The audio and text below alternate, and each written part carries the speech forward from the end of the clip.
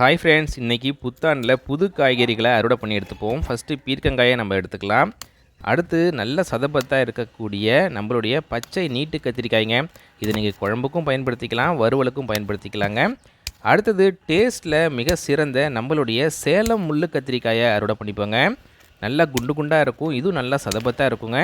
அடிக்கிற வெயிலுக்கு இந்த கத்திரிக்காய் செமக்காய் காய்ச்சிக்கிட்டு இருக்குது நம்ம மாடி தோட்டத்தில். அடுத்தது தானாக வளர்ந்த தக்காளிங்க, இதையும் நம்ம பறித்து எடுத்துப்போம். அடுத்தது நம்ம வீட்டில் உள்ள நாட்டு தக்காளி, நல்லா மடிப்பாக இருக்கக்கூடிய நாட்டு தக்காளி நம்ம கட் பண்ணி எடுத்துப்போம்.